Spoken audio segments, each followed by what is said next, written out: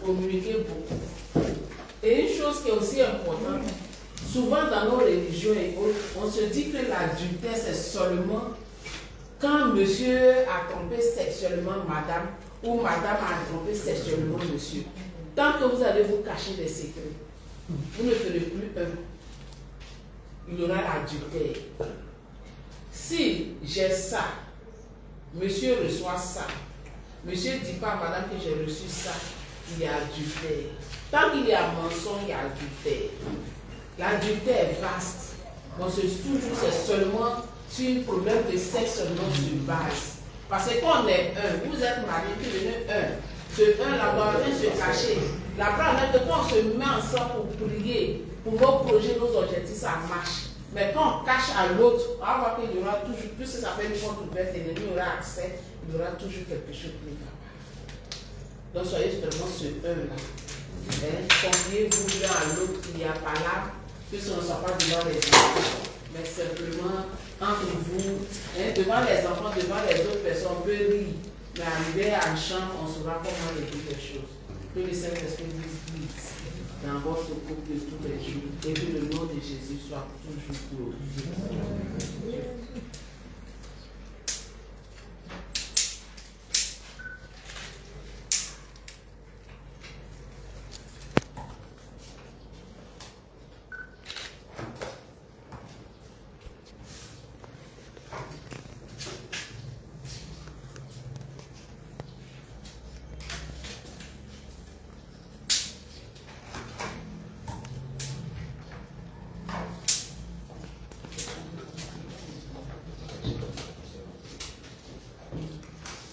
D'accord, nous disons merci aussi au témoin.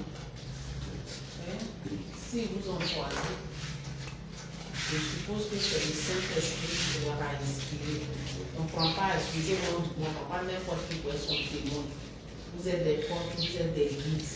Aidez-les, aidez-les.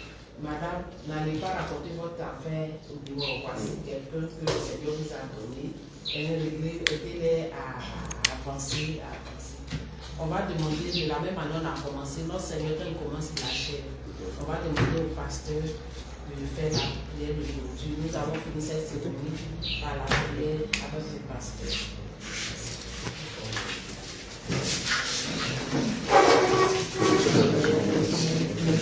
Je ne vous cacherai pas, nous avons été édifiés par les conseils de l'officier de justice. Franchement, madame, que Dieu vous bénisse.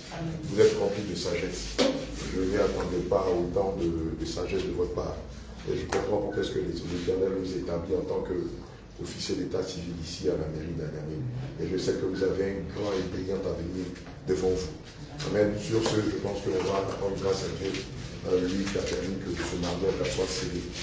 Père Céleste, tu déclares dans ta parole, dans le livre de Genèse 2, verset 4, que l'homme quittera son père et sa mère et s'attachera à sa femme, et les deux deviendront une seule chair. C'est un mystère.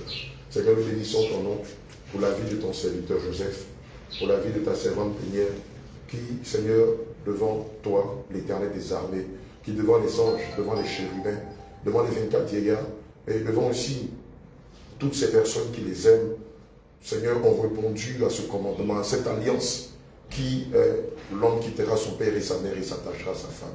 Seigneur, je prie que ce couple soit béni. Je prie afin que l'avenir, Seigneur, leur réserve beaucoup de belles promesses. Je prie afin que ta grâce demeure sur leur vie, que l'officier d'état civil soit béni, ainsi que ses collaborateurs. Je prie afin que tous ceux qui ont concouru au bien de ce mariage, Seigneur, soient bénis. Seigneur, nous partons et nous laissons ta paix en ce lieu. Que ta grâce demeure en ce lieu. Que ta grâce demeure dans la vie de ton serviteur Joseph et de ta servante Pénière. Seigneur, que les fruits de leur amour soient manifestes et tangibles. Seigneur, nous bénissons ton nom pour ce mariage qui vient d'être définitivement scellé. Au nom de Jésus, j'ai prié. Quelqu'un dit Amen. Amen.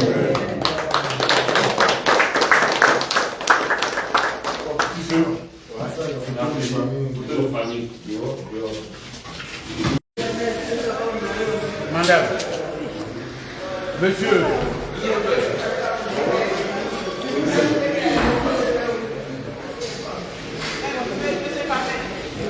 monsieur, on appelle le mari.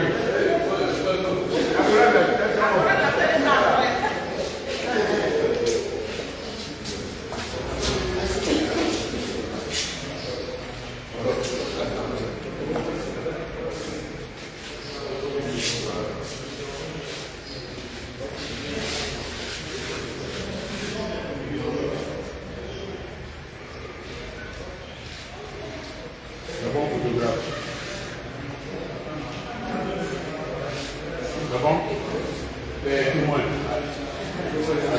Les témoins.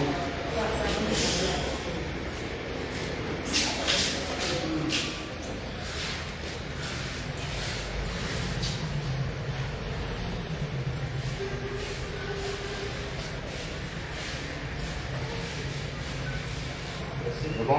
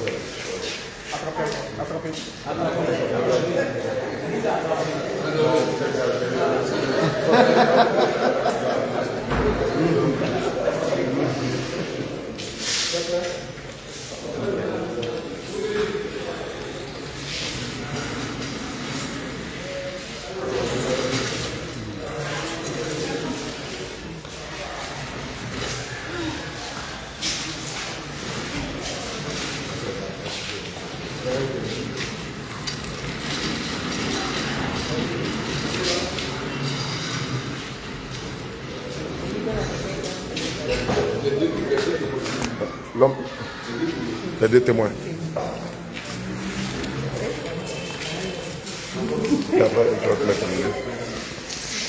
Les deux témoins. Avec Isaac.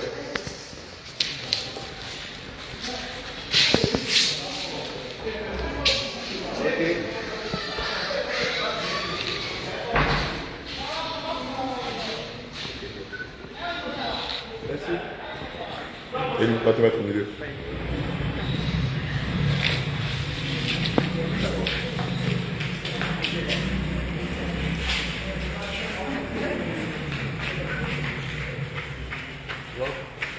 Toute l'église.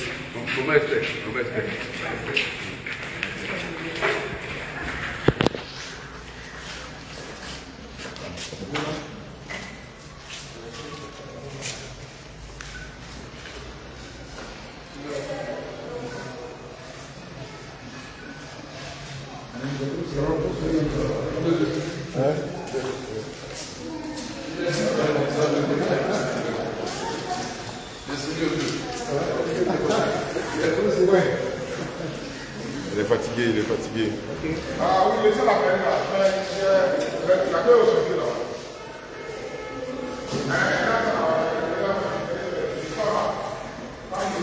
Souris un peu. Jean Salomon et son binôme.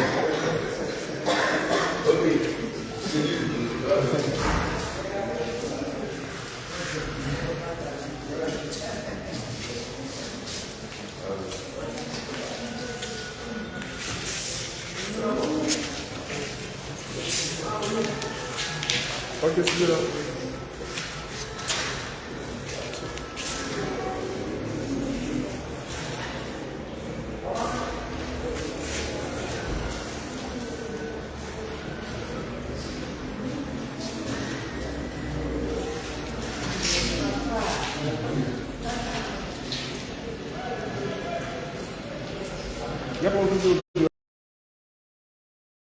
Dieu, nous sommes dans la petite ville d'Ayamé. Nous avons été conviés au mariage de notre bien-aimé, l'homme de Dieu, le pasteur Joseph, et son épouse, Maman Pédière, de la ville d'Ayamé. Et comme vous l'avez bien constaté, ce mariage est un mariage à quatre. C'est un mariage qui est lié à la modestie et à la simplicité. Amen. Et cela nous rappelle aussi la modestie selon le livre de 1 Timothée 2, verset 9, où le Seigneur nous demande de nous présenter de façon modeste, de façon simpliste. Je veux rappeler que on n'est pas obligé de faire un mariage grandiose, surtout quand on n'a pas de gros moyens. Amen. Parce que après le mariage viennent d'autres réalités. Après le mariage, nous le savons tous, viennent d'autres réalités, c'est-à-dire les charges du quotidien. Alors jeune serviteur de Dieu, jeune servant de Dieu, toi qui souhaites te marier, si pour l'instant tu n'as pas de gros moyens, je t'en dis, ne va pas t'endetter. Ne va pas t'endetter pour faire plaisir au regard des uns ou au regard des autres. Non, non, non, non, non, non. La parole de Dieu nous recommande d'avoir une attitude de contentement. Amen. On peut faire un mariage avec 100 000, avec 50 000. On peut faire un mariage avec peu. Amen. Et c'est ce que nous sommes en train de voir ici. Il est très beau ce mariage, mais il est modeste. Il est lié à la simplicité, il est lié à la modestie, il est lié à l'effacement. Un mariage de 4, vous voyez, il n'y a pas une foultitude de personnes. Non, il n'y a pas une foultitude d'hommes et de femmes qui vont venir soutenir le marié. Toute l'Église soutient le couple Joseph. Toute l'Église soutient le couple Brigitte. Mais par principe, ils ont décidé de faire les choses dans la simplicité. Et je crois que cela doit inspirer plus d'un. Cela doit inspirer plus d'un. Parce que quand on n'a pas, comme je le disais tantôt, un gros chiffre d'affaires, il est mieux de faire les choses simplement. Parce qu'après, il y a le quotidien. Après, il y a des réalités. Après, il y a beaucoup de choses qui rentrent en ligne de compte. Et donc, faites toutes choses avec mesure. Et inspirez-vous de, faites toutes choses selon les moyens que vous avez. Ne cherchez pas à aller vous endetter ou aller vous surendetter. Et puis après, vous êtes tous face à vos réalités. Alléluia. Vous êtes tous face à vos réalités. C'est un bel exemple et j'aimerais que quelqu'un s'en inspire. Amen. Et ça évite la honte. Ça évite de se gratter la tête devant ses créanciers. Ça évite d'être gêné après avoir fait un mariage pompeux, de se retrouver face à de nombreuses dettes. Amen. Et ça vous permet de pouvoir relancer votre vie avec le peu que vous aurez mis à côté. Que le Seigneur vous bénisse.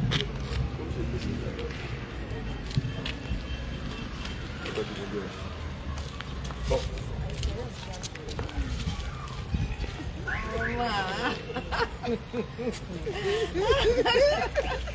Ça, comment tu sais, n'aime pas ça?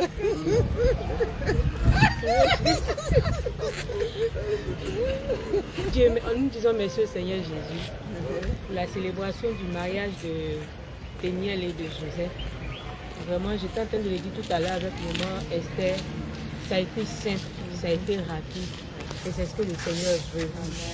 Le plus important, ce n'est pas la fanfare autour, les bruits autour, mais c'est aller à l'essentiel. Et c'est ce qu'ils ont fait.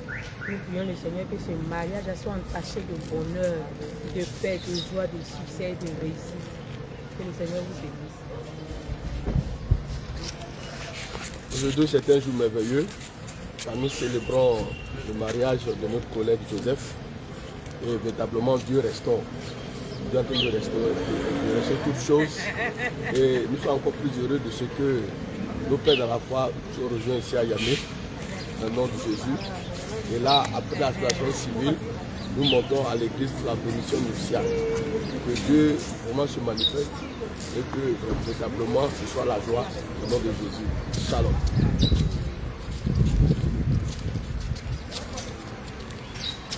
Ouais, ton speech. Alléluia. Shalom, shalom les bien-aimés. Il faut dire que c'est un honneur pour moi de représenter le Seigneur Jésus. Parce que c'est lui qui est le premier témoin des mariés. Alors je suis vraiment dans la joie d'être à la mairie d'Ayamé et de célébrer le mariage de notre bien-aimé Joseph et de sa cote Péniel. Comment que Dieu vous bénisse. Et nous nous retrouvons tout à l'heure à l'église pour le culte et après ensuite à la salle de réception. Allez, shalom à vous.